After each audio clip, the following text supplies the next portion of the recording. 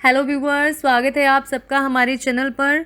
ज्योतिषी जानकारी देते हुए आज की वीडियो में हम फिर से चर्चा करने वाले हैं विदेश यात्रा और सेटलमेंट योग के बारे में। इस टॉपिक से जुड़े कुछ इम्पॉर्टेंट फैक्ट्स को हमने पिछली वीडियो में कवर किया था। बेसिकली विदेश जाने और बसने का योग देखते हुए जिन भावों को, जिन ग्रहों को कंसिडर किया जाता है, उसकी पूरी जानकारी पिछली वीडियो में दी गई थी।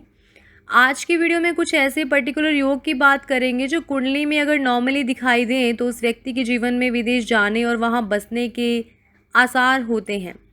इसके साथ साथ टाइमिंग्स ऑफ फॉरेन ट्रेवल और सेटलमेंट, इसमें गोचर और दशाओं का क्या रोल होता है उसको भी डिस्कस करेंगे।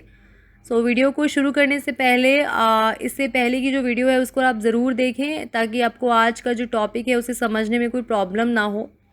चैनल को अगर आपने सब्सक्राइब नहीं किया है तो सब्सक्राइब और बेल आइकन को क्लिक ज़रूर कर दीजिए, और चैनल मेंबरशिप लेने के लिए आप ज्वाइन बटन को क्लिक करके इसमें दी गई पूरी इन्फॉर्मेशन जो है इंट्रो वीडियो में आपको मिल जाएगी, वो देख सकते हैं।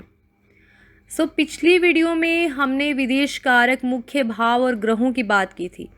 मेनली कुंडली में जो हाउसेस होते हैं, भाव होते हैं, first house, third house, 8th house, 9th house, 11th house और 12th हाउस, इनसे फॉरेन ट्रेवल को देखा जाता है। और ग्रहों में राहु, शनि, शुक्र और चंद्र, इनकी भूमिका होती है फॉरेन ट्रेवल करवाने में।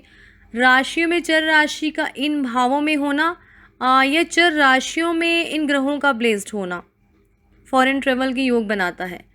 अब इन भाव और ग्रहों से कई ऐसे कॉमन योग बनते हैं जिससे फॉरेन ट्रेवल के आसार दिखाई देते हैं। योग होने के बाद फिर टाइमिंग्स ऑफ फॉरेन ट्रेवल और सेटलमेंट की बात आए तो गोचर और दशा भी बहुत इंपॉर्टेंट हो जाती है, उसकी इम्पोर्टेंस को नहीं नकारा जा सकता।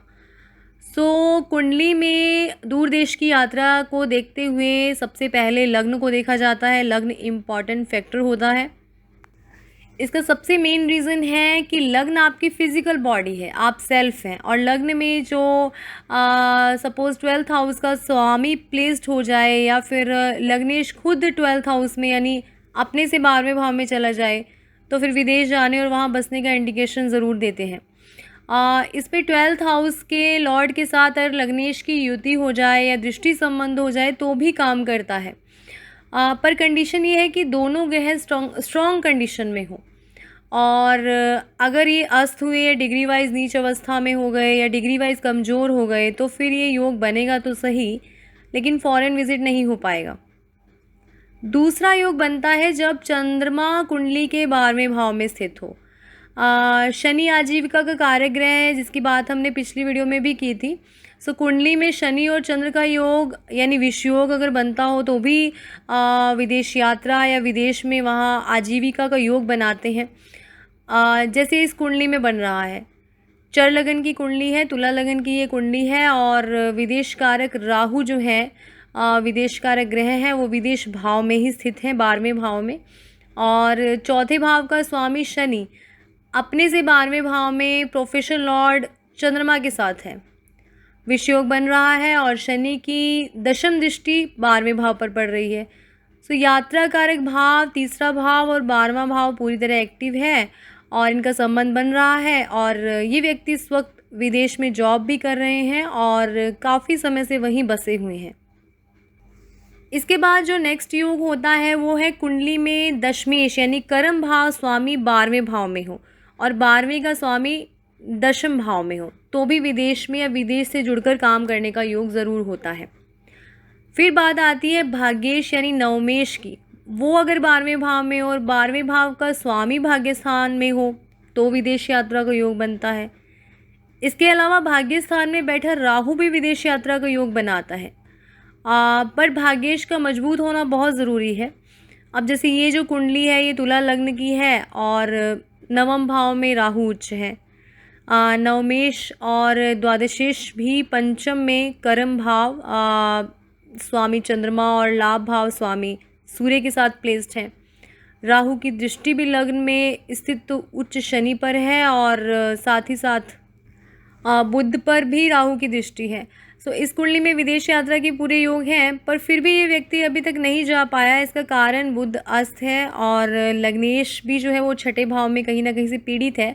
सो यहाँ योग है और इस वक्त जो शनि की दशा इस व्यक्ति पर चल रही है और बुध की अंतर्दशा चल रही है, उसमें इसके विदेश जाने के आसार पूरी तरह बनते हैं। पर अगर बुध और शुक्र के उपाय अगर ये करे तो डेफिनेटली इस व्यक्ति को बुध की अंतर्दशा में फॉरेन विजिट करवाएगा ये योग। अब बात आती है सप्तम भाव स्वामी का कनेक्शन अगर 12वें भाव से हो या 12वें भाव का स्वामी सप्तम भाव में हो तो भी विदेश यात्रा या विदेश से जुड़कर व्यापार करने का योग बनता है। व्यक्ति अपने जीवन साथी के साथ विदेश में जाता है, वहाँ रहता है। इस कुंडली में 12वें भाव स्वामी सूर्य का सप्तम भाव में प्लेसमेंट ये चीज़ बता रही है। लग्नेश बुध छठे भाव में है इस कुंडली में और दृष्टि 12वें भाव पर लग्नेश की है और नवमेश अपने से 12वें में स्थित होकर अष्टम में है। ये एक फीमेल की कुंडली है, काफ़ी टाइम से विदेश में सेटलमेंट इनकी हुई है और अपना बिजनेस ये वहाँ चला रही है। सप्तमेश और द्वादशेश का अगर राशि परिवर्तन हो जाए, नक्षत्र परिवर्तन हो जाए तो भी विदेश जाने के चांसेस बनते हैं। इसके अलावा बहुत से ऐसे योग हैं जैसे कि नवमेश और द्वादशेश का संबंध हो जाए या लग्नेश अष्टमेश और द्वादशेश का संबंध हो जाए और वो शुभ अवस्था में हो तो व्यक्ति को फॉरेन ट्रेवल होता है, सेटलमेंट भी उसका होता है।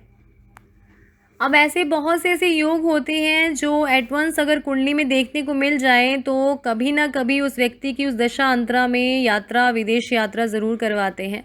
सो फॉरेन ट्रेवल के योग हैं, पर वो होगा कब, उसका कंसिडरेशन ग्रहों की महादशा, अंतर्दशा के साथ साथ उनकी गोचर में स्थिति देखकर होता है। नॉर्मली शुक्र, चंद्र, शनि और राहु ये दशाएं ज़्यादातर कुंडलियों में मैंने देखी हैं जिसमें व्यक्ति विदेश यात्रा ज़रूर करता है। इसके अलावा गोचर में पाप ग्रहों का प्रभाव अगर चौथे घर पर पड़े यानी 4th हाउस जो नेटिव लैंड है तो उस पर पड़े तो व्यक्ति नेटिव लैंड से दूर हो जाता है, दूरी पर जाता है।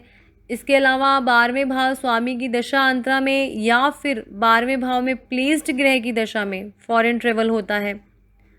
गोचर में भी यात्रा कारक ग्रह 12वें भाव से मूव कर रहे हो तो भी यात्रा निश्चित हो जाती है।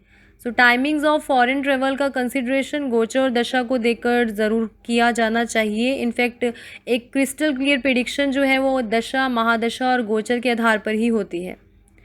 स्क्रीन पर मेंशन ये जो कुंडली चार्ट है वो हमारे एक व्यूअर का है। इसमें मकर लग्न है, शनि लग्नेश होकर जो है वो दशम भाव में अपनी उच्च राशि में स्थित है।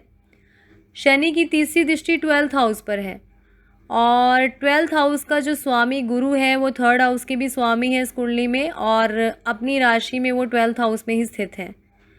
और इस तरह से 12th हाउस जो है वो स्ट्रॉन्ग हो गया और गुरु अपनी राशि में 12वें घर में है और शनि की दृष्टि 12th हाउस पर पड़ रही है, गुरु पर पड़ रही है। सो लग्नेश का जो दशम भाव में स्थित है 12वें भाव से संबंध बन रहा है। शुक्र भी केंद्र त्रिकोण राजयोग में है, मंगल भी उच्च है और राहु केतु उच्च है। विदेश का मुख्य कारक ग्रह राहु भी उच्च होकर नवम दृष्टि लग्न पर दे रहा है और नवमेश बुध और अष्टमेश सूर्य एकादश भाव में युति बनाए हुए हैं। सो ओवरऑल एक स्ट्रॉन्ग पोजीशन है ग्रहों की जो प्रोफेशनली इस व्यक्ति की विदेश यात्रा बता रहे हैं। अब ये यात्रा हुई भी और राहु की दशा में और गोचर में इन ग्रहों के पूरे प्रभाव होने पर हुई। इस व्यक्ति पर 2012 से राहु की महादशा शुरू हुई थी और 2019 में राहु में जब शनि की अंतर्दशा चली तब इसने अपने प्रोफेशन के रिगार्डिंग फॉरेन ट्रैवल किया। अब दशा के अलावा 2019 में राहु, शनि, गुरु का गोचर भी 12वें भाव को पूरी तरह प्रभावित किए हुए था। लग्नेश शनि 2019 जुलाई के आसपास इसकी यात्रा हुई है। उसमें धनु राशि में रहते हुए लग्न कुंडली में 12वें भाव पर गोचर कर रहे थे और द्वादश भाव स्वामी गुरु अपने भाव से 12वें भाव वृश्चिक में गोचर कर रहे थे और राहु मिथुन राशि में स्थित होकर 7वीं दृष्टि द्वादश भाव और लग्न पर लग्नेश पर दे रहे थे।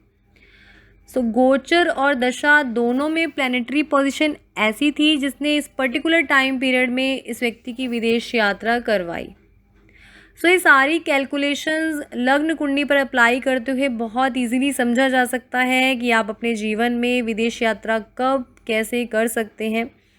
बाकी किसी भी कुंडली में फॉरेन ट्रैवल को देखना हो तो D9 चार्ट यानी नवमांशा चार्ट और D12 चार्ट को इग्नोर नहीं किया जा सकता।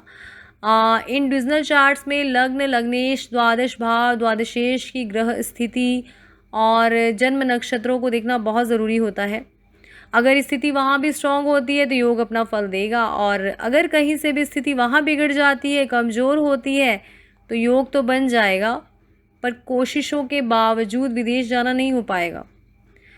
अब इसमें बहुत से ऐसे फैक्टर होते हैं, ऐसी कंडीशन होती हैं जहाँ पर योग बनने के बावजूद भी विदेश जाना नहीं हो पाता। उसमें सबसे पहला जो रीज़न आता है कि योग बने पर फिर भी ना जा पाए, तो व्यक्ति की कुंडली में चंद्रमा पाप ग्रहों से पीड़ित होगा, चंद्रमा नीच राशि में बैठा होगा, अमावस्या का होगा, या इसी तरह से चंद्रमा पीड़ित हो तो बहुत ऐसी चीज़ें देखने में आती है कि विदेश जाने में उस व्यक्ति को बहुत बाधाएं आती हैं, और अगर विदेश चला जाए तो कोई लाभ नहीं मिल पाता। यदि कुंडली के 8वें भाव में पाप ग्रह हो या कोई पाप योग बना हो तो विदेश जाने में बाधाएं आती हैं। विदेश जाने पर भी एक सफलता नहीं हासिल होती।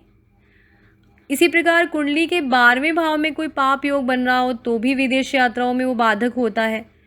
इसके अलावा चौथे भाव का स्वामी अगर पीड़ित ना हो और केंद्र त्रिकोण में हो, 12वें भाव से कोई संबंध ना बन रहा हो, तो स्थिति में व्यक्ति चला जाएगा पर परमानेंट नहीं हो पाएगा। ऐसे बहुत से लोगों के साथ होता भी है। ये था कुंडली में फॉरेन ट्रेवल से जुड़े योग। आपकी कुंडली में अगर ये योग बन रहा है, आप देखना चाहते हैं, समझना चाहते हैं, इसका एनालिसिस करवाना चाहते हैं, तो इस ग्रह स्थिति को समझ सकते हैं, उपायों को भी अपना सकते हैं। इसके लिए आप अपना कुंडली एनालिसिस करवा सकते हैं। व्हाट्सएप मैसेज के द्वारा आप अपना कंसल्टेशन बुक कर सकते हैं। और वीडियो अगर आपको अच्छा लगा हो तो कमेंट, लाइक और शेयर ज़रूर करें।